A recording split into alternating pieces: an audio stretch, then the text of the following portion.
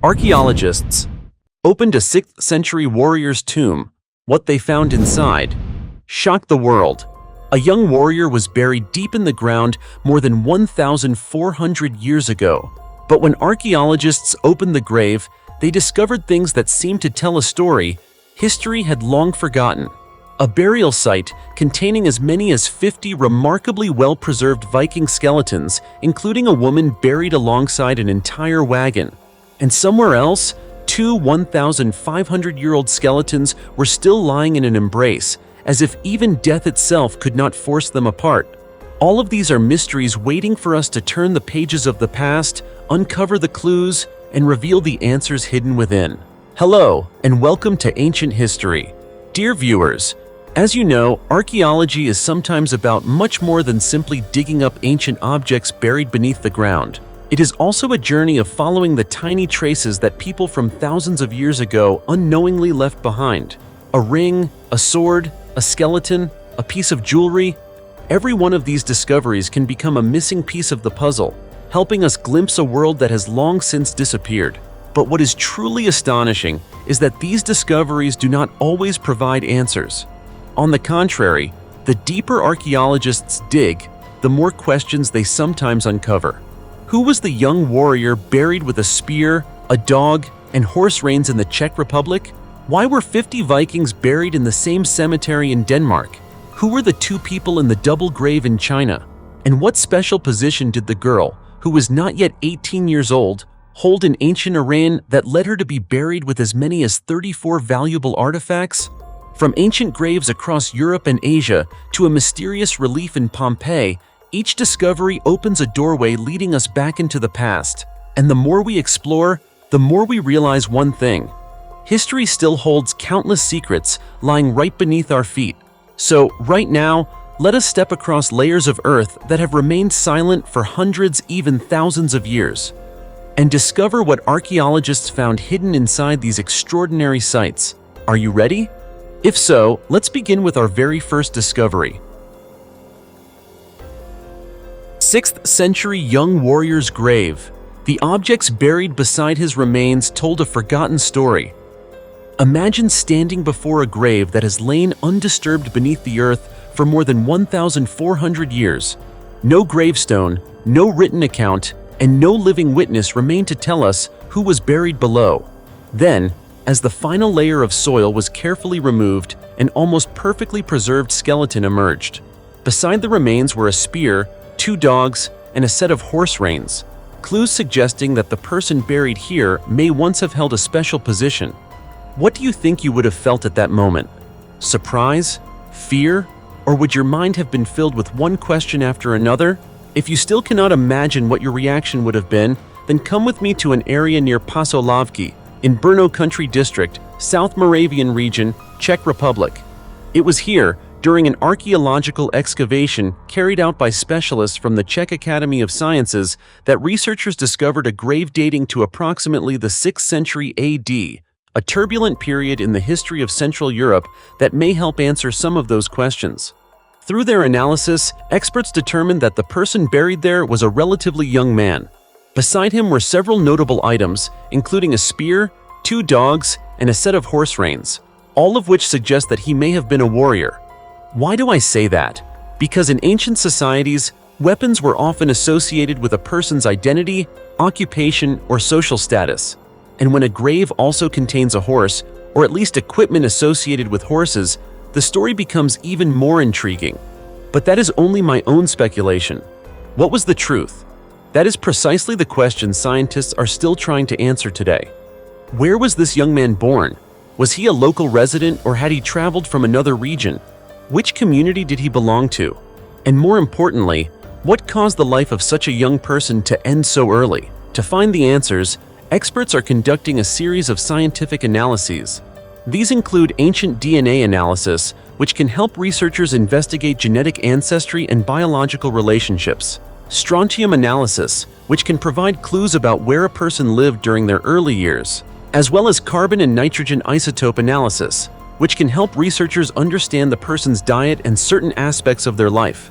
And this is where the story becomes truly fascinating, because a grave does not simply tell us about death. Sometimes it can tell us about an entire life. A spear may suggest that this man once fought in battle. A set of horse reins may hint at a special relationship with horses. And the two dogs raise an entirely different question. Were they sacrifices, companions, or did they have some kind of ritual significance? We simply do not know for certain, but try to imagine the moment archaeologists first saw the entire arrangement of the grave.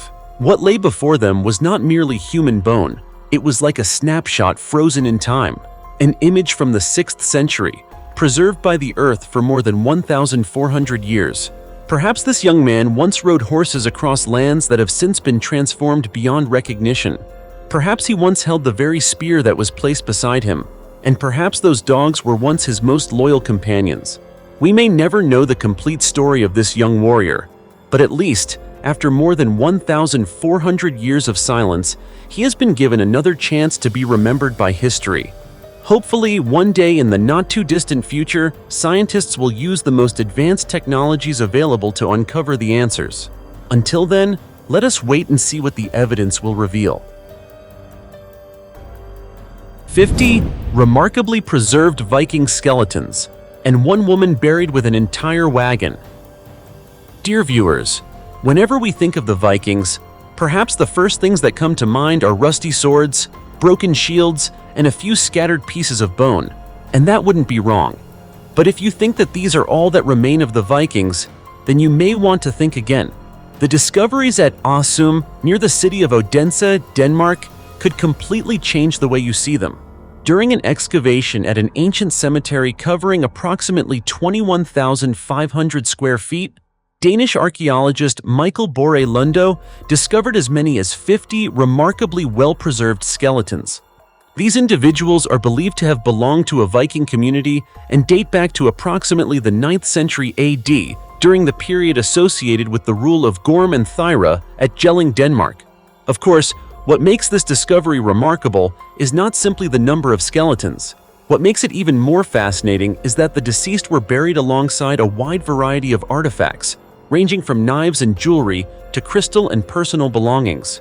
Each object is like a small piece of a much larger puzzle, helping archaeologists understand how Viking society may have functioned. But among all these graves, one particular burial stands out. It was the grave of a woman who had been buried with an entire Viking wagon. This detail alone was enough to raise a whole series of questions among researchers. Who was this woman? Why was an entire wagon placed in her grave? Was it a symbol of her social status, a vehicle intended for ceremonial purposes, or something that held special meaning in her life? And that's not all. The artifacts buried alongside her make the story even more intriguing. A string of glass beads suggests the presence of finely crafted jewelry, while an elaborately made iron sword hints at the high status of the person buried there. Details like these reveal that Viking society was far more complex than simply a world of warriors and raids, as it is often portrayed in popular culture. Behind the famous warriors were also merchants, powerful women, families, migrants, and communities with complex social structures. But perhaps the thing Michael Borre Lundo hopes to learn the most about is not the artifacts that have already been discovered. It is DNA. Researchers hope to analyze the DNA of all the skeletons found at the site. If successful, they may be able to determine the familial relationships between the people buried there, identify groups connected by bloodlines, and search for evidence of migration during the Viking Age. Of course, for now, these are only hopes. Whether the researchers will actually succeed in uncovering those answers, that is another story. Two skeletons still holding hands after centuries in a Chinese double grave. Evidence of eternal love. What do you think eternal love really means? Is it growing old together in peace until your hair turns gray? Is it missing each other day and night, never wanting to be apart? Or is it making a promise to stay together for an entire lifetime and beyond? Yes, all of these could be true. But did you know that eternal love may not only be expressed while people are alive, but even after death? One of the most powerful examples of this can be seen in the double burials that archaeologists have discovered in recent years. And among them, one of the most remarkable is a double grave discovered in Datong, China. This double grave dates back approximately 1,500 years and is believed to belong to the Northern Wei period. around AD 386 to 534. Inside were the remains of two individuals identified as one man and one woman, buried in an extraordinary position. They were laid beside each other, not separated by a distance, not turned away from one another. Instead, they were buried in an embrace. The male skeleton was positioned on the left. One of the man's arms was extended around the woman's abdomen. Meanwhile, the woman's face rested against his shoulder. Her left arm was placed around the man's waist. And most remarkably, archaeologists discovered a simple silver ring on the woman's ring finger. It was not a massive gold ornament.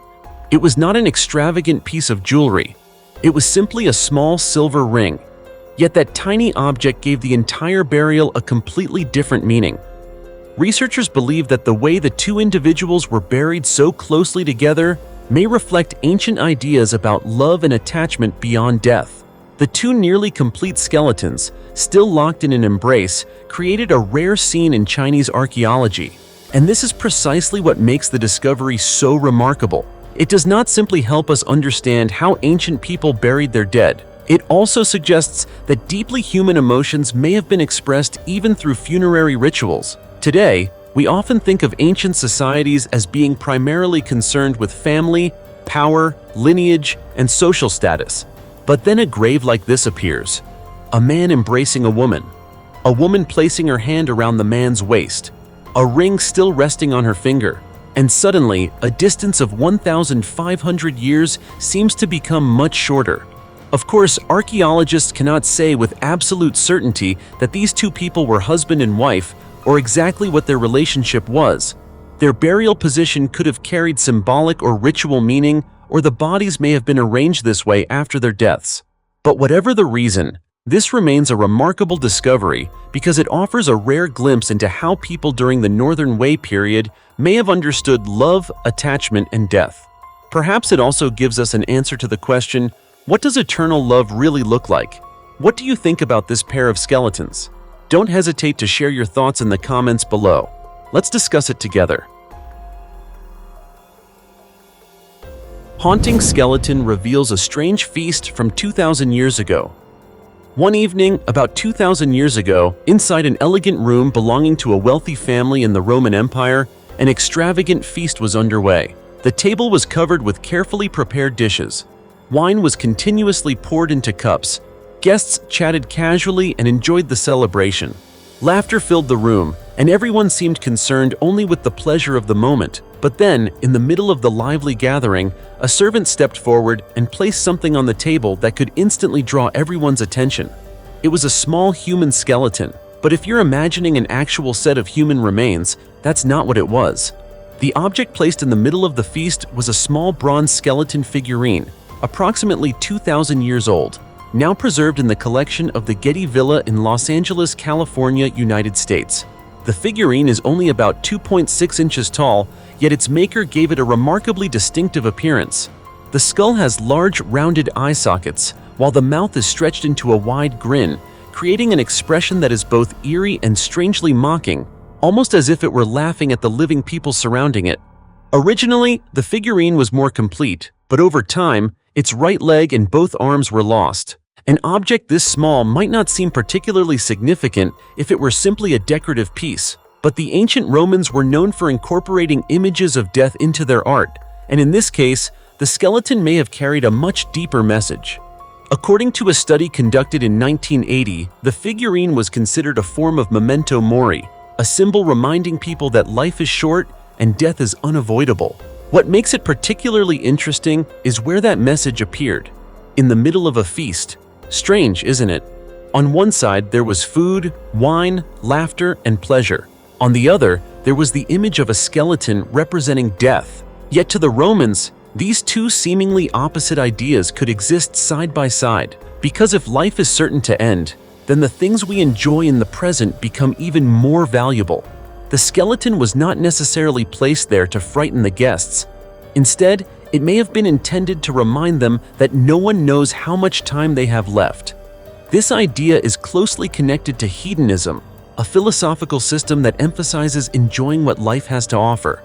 If death is one of humanity's greatest and most unavoidable fears, then one way of confronting it is to live fully during the time we have. Eat a good meal, drink a glass of wine, talk with friends, enjoy a pleasant evening. All of these seemingly ordinary things suddenly become more meaningful when we recognize that our time is limited. That is why in Roman society, images of death did not appear only in cemeteries or places associated with mourning. They also appeared in art, literature, and even at feasts. A skeleton could be placed among people who were eating and drinking as a reminder that no matter how wealthy or powerful you were, there was ultimately one thing you could never buy: more time to live. And we have a fascinating example of this idea in the Satyricon, written by the Roman author Petronius toward the end of the 1st century AD. In the work, a man named Trimalchio hosts an extravagant dinner party. As the guests enjoy themselves, a servant appears carrying something highly unusual: a silver human skeleton, crafted with remarkable precision. This skeleton was not a rigid, immovable object. Its joints and vertebrae were designed to move flexibly in different directions. The servant even threw it onto the table once or twice, causing the skeleton to move and take strange positions in front of the guests. Just imagine the scene. In the middle of a lavish feast filled with food and wine, a silver skeleton lies on the table, constantly moving as if reminding everyone of what ultimately awaits them all. After this spectacle, Trimalchio offers a reminder to those present, essentially telling them to live while they still can and to appreciate life while it remains precious. And that is the spirit of memento mori. It is not simply, remember that you will die. It is also, remember that fact so you will know how to live. From this perspective, the small bronze skeleton at the Getty Villa becomes far more fascinating. It is no longer simply a frightening-looking object. Instead, it resembles a message sent from the ancient Roman world to us. People may possess wealth, fame, power, and extravagant feasts, but all of those things have limits. What is remarkable is that the Romans did not have to wait until death to think about death. They could place an image of it directly in front of themselves while they were still alive. And perhaps that contrast is exactly what gave objects like this their special power. A person laughing could look at the skeleton. A person drinking wine could look at the skeleton. A person enjoying their wealth could also look at the skeleton. It was like a silent guest that never needed to say a single word, yet still reminded everyone that the celebration would eventually come to an end. And perhaps this is also why images of skeletons appeared so frequently in Roman art and literature. Death was not viewed only as a frightening ending. It also became a way for people to think about the value of life.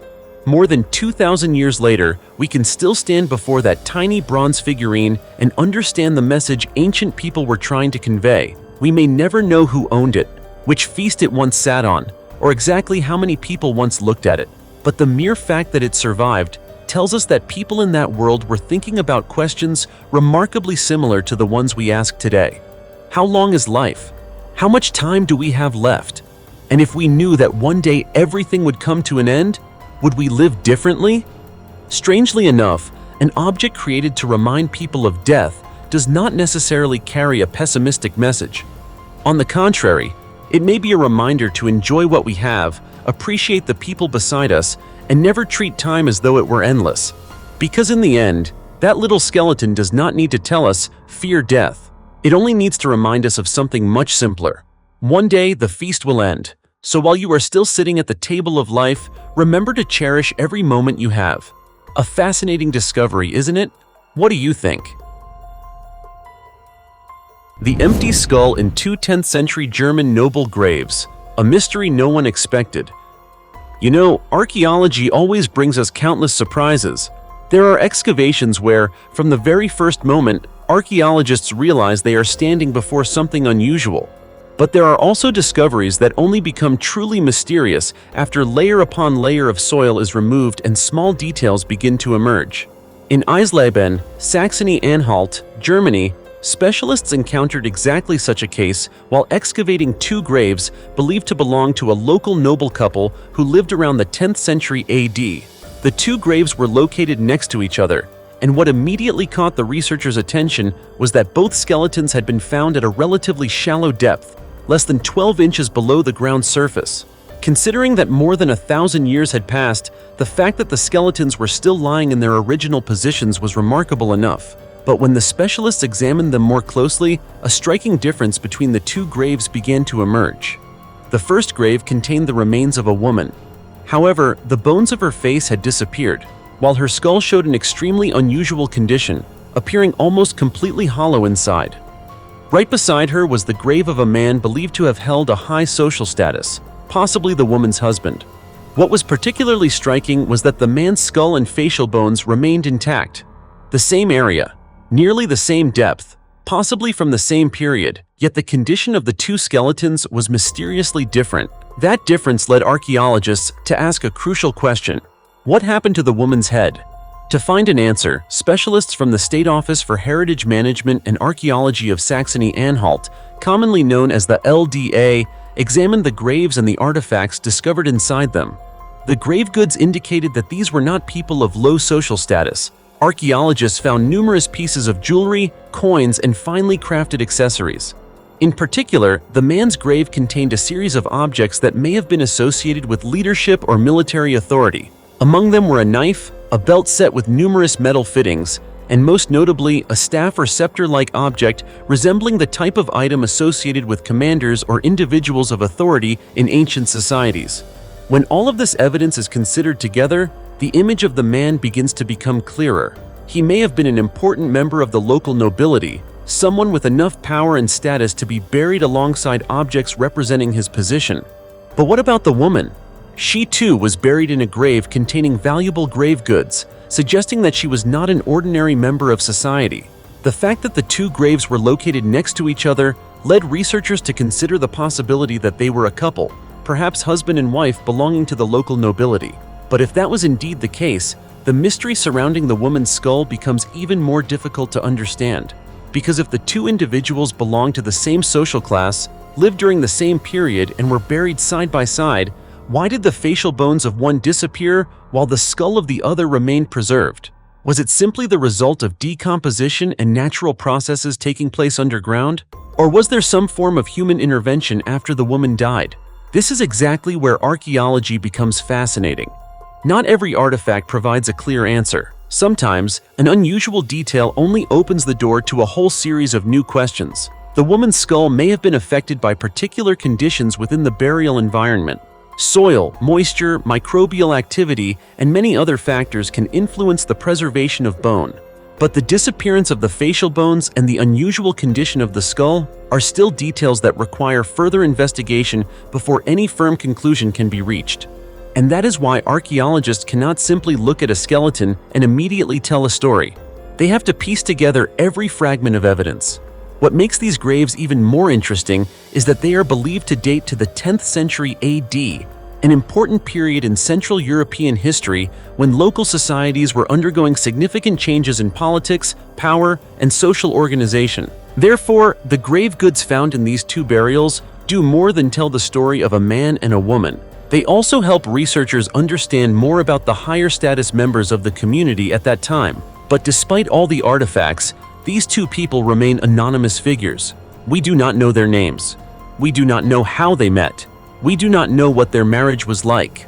We do not even know whether the man was truly the woman's husband. And most importantly, we still do not know what happened to her skull. Perhaps it was simply the result of a natural process that took place underground for more than 1,000 years. But there may also be a story behind it that we simply do not yet have enough evidence to tell. Sometimes archaeology does not give us a final answer.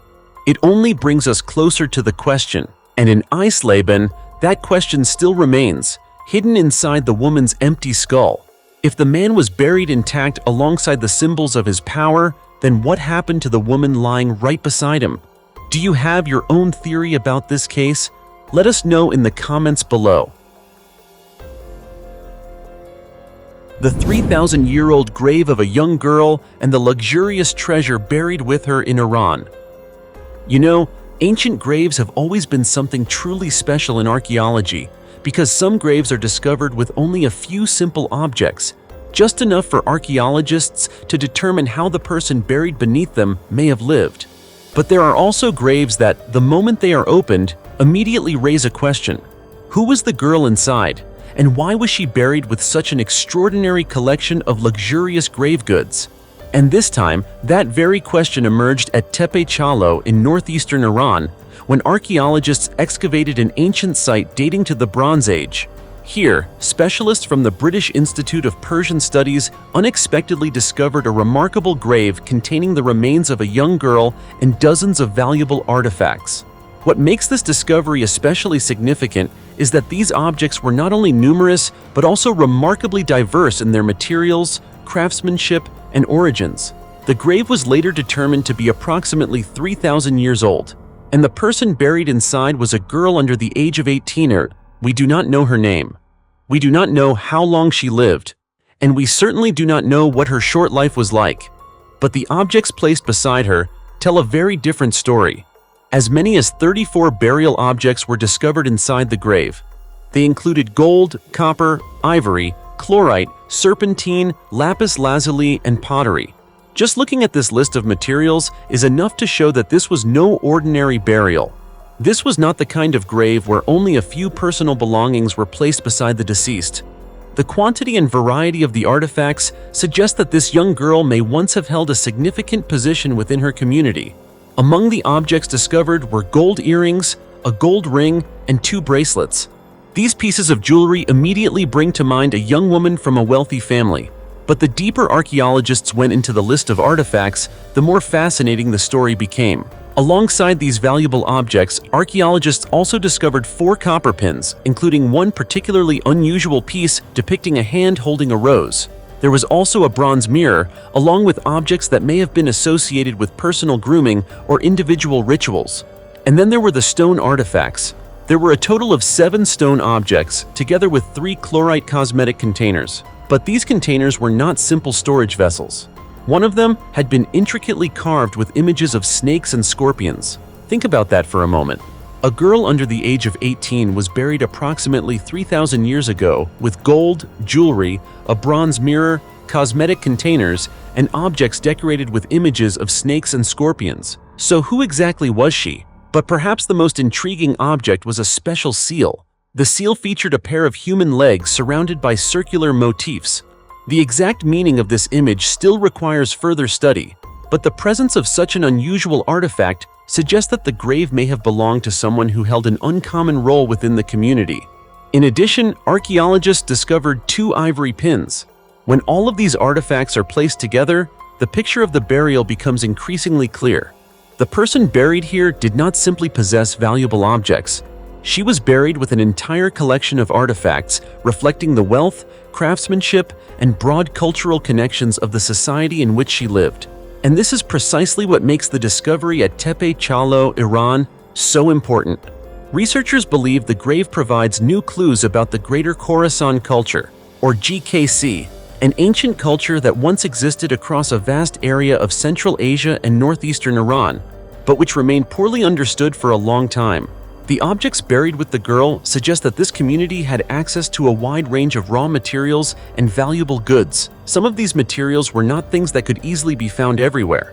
This suggests that the people living here may have participated in extensive trade networks connecting communities across distant regions. In other words, the young girl in this grave may not only tell us about herself, she may also tell us about the entire world in which she lived. A gold ring reveals wealth. A bronze mirror offers clues about aspects of personal life.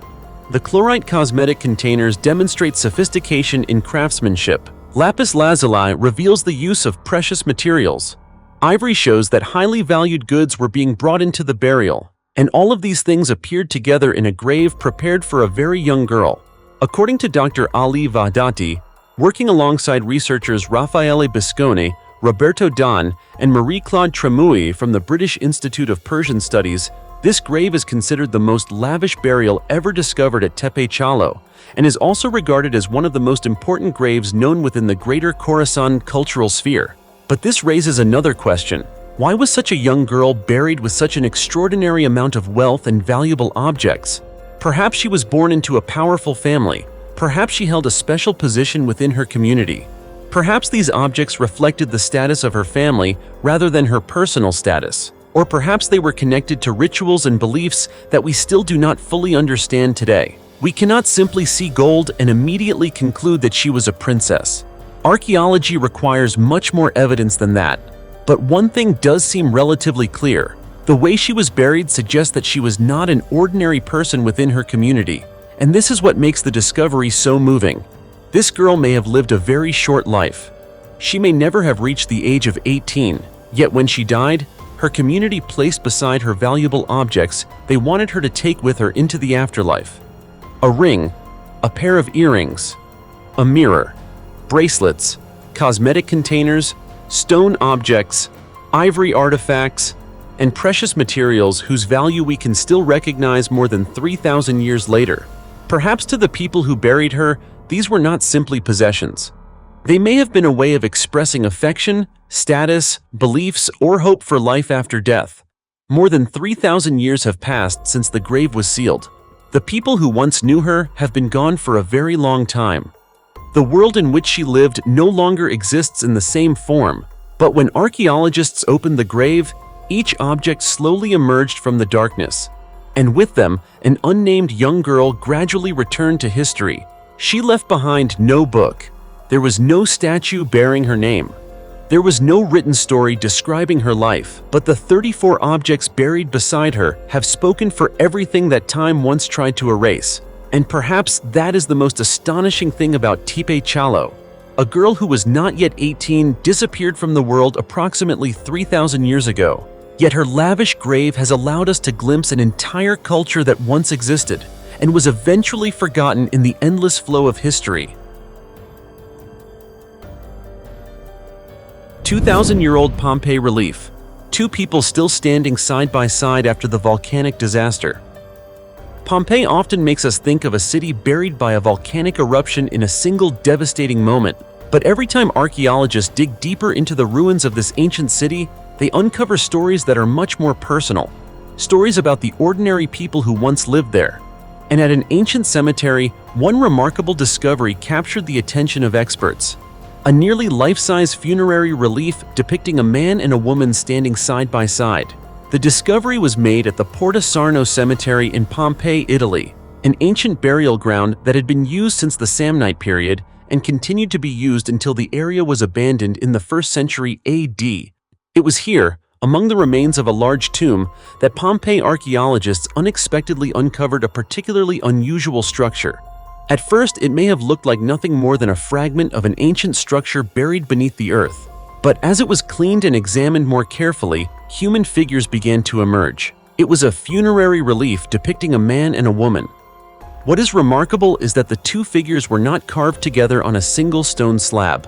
Instead, they were created on separate stone slabs and then fitted together with such precision that the seam between them was almost impossible to see. Most remarkably, the man's right foot touches the woman's left foot, making the entire relief appear as though it had been carved from a single block of stone. A tiny detail like this reveals just how meticulous the ancient craftsmen were. But the more closely archaeologists examined the relief, the more they realized that it was not simply an image of a couple. The details of their clothing and accessories revealed much more about the identities of the two figures.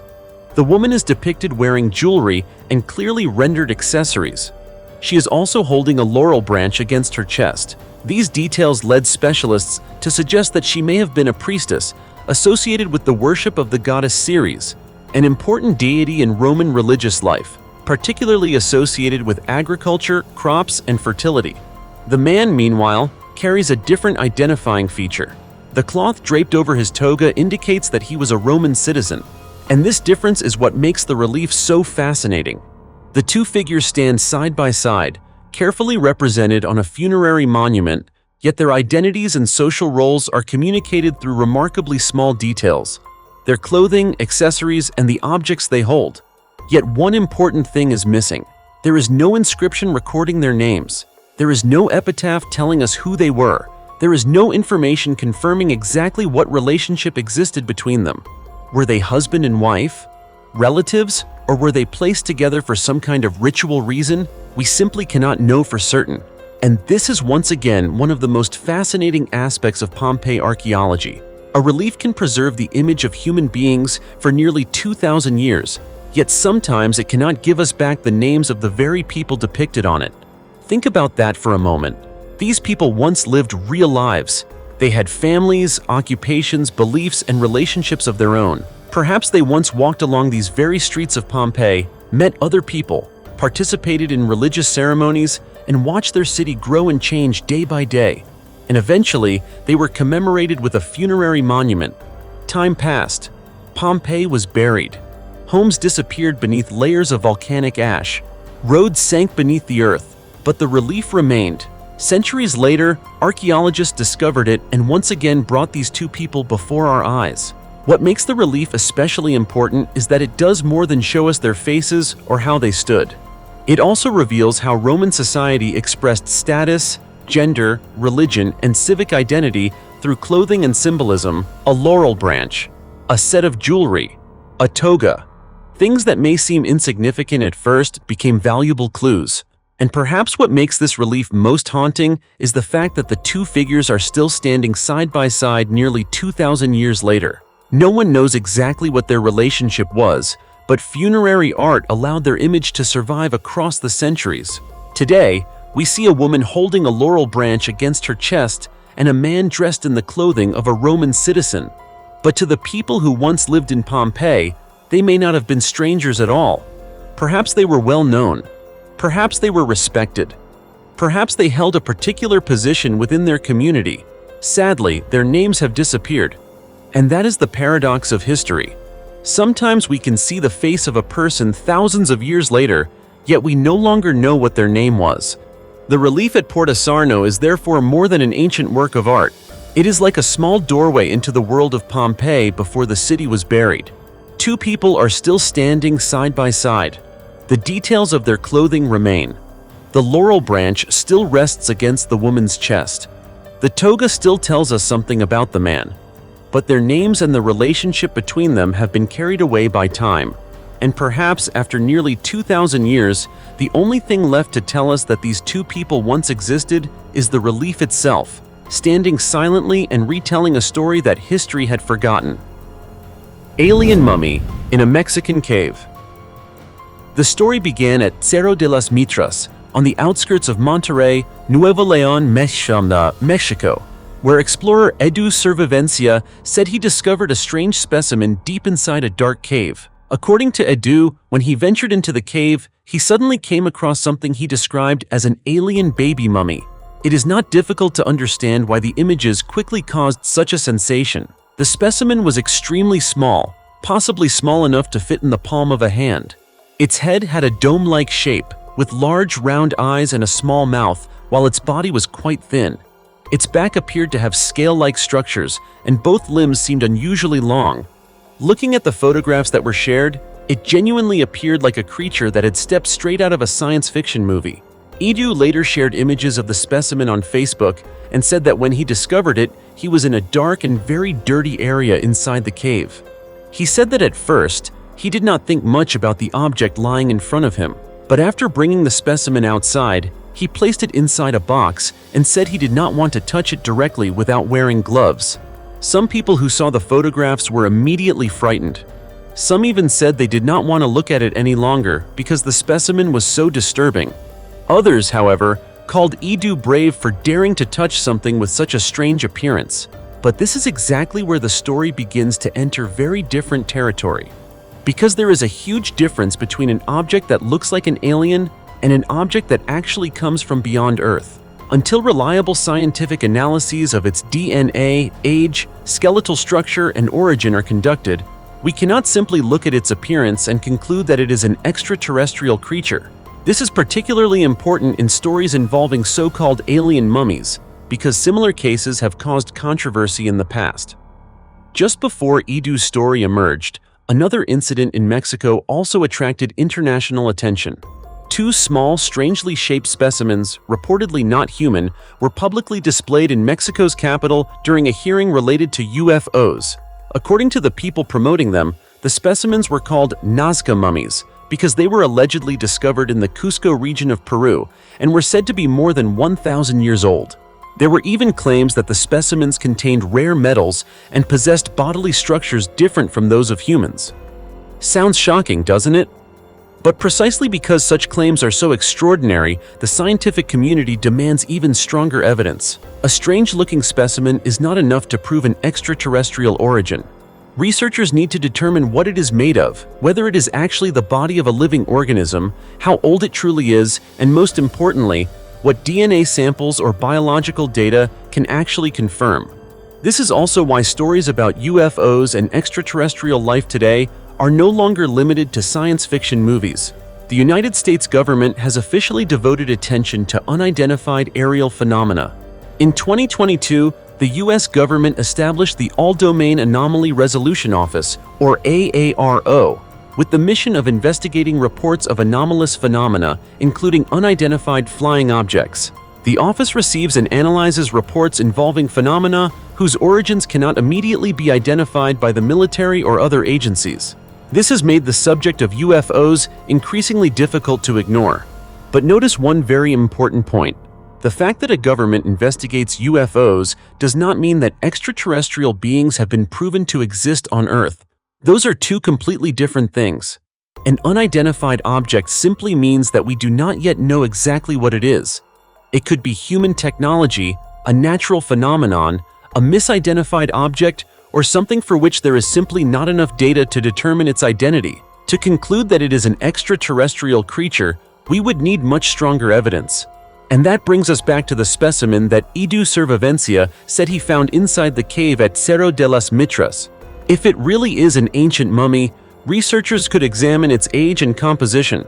If it is the remains of a once-living organism, biological analyses could reveal its origin. If it is an artificial structure, its materials and manufacturing techniques could help explain what it is. And if it is simply a distorted specimen, a man-made object, or a hoax, scientific analysis could eventually expose that as well. That is how archaeology and science work. Not by choosing the most shocking explanation, but by testing each possibility one by one. What makes this story fascinating is not that we should rush to believe Edu discovered an extraterrestrial creature. What is truly fascinating is that a tiny object inside a dark cave can raise a whole series of enormous questions. What is it? Who created it or placed it there? Is it actually ancient? If it is skeletal remains, what kind of creature did they belong to? And why does it have such a strange shape? Until those questions are answered with verifiable evidence, the label alien should be considered only a hypothesis or a description based on its appearance, not a scientific conclusion. And perhaps that is exactly what makes discoveries like this so fascinating to us.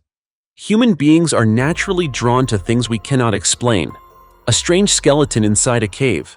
A mummy of unknown origin. A shape that does not look human. All of these things set our imagination in motion. But there is a vast distance between looking like an alien and actually being an alien. And that distance can only be bridged by evidence. Until that happens, the specimen said to be an alien baby at Cerro de las Mitras remains a mystery, a discovery that sparks curiosity, controversy, and endless questions. Because sometimes the most frightening thing is not that we have discovered a creature from somewhere else, it is that we still do not know what we are actually looking at. What do you think? So, we have just journeyed together through a series of fascinating archaeological discoveries, from the grave of a young warrior and the remains of the Vikings, to a couple who remained locked in an embrace for 1,500 years, a young girl buried with a treasure trove, and a mysterious relief in Pompeii. Each discovery has given us a different glimpse into the lives of people who lived thousands of years ago. But perhaps the most astonishing thing of all is that history still holds countless unanswered questions.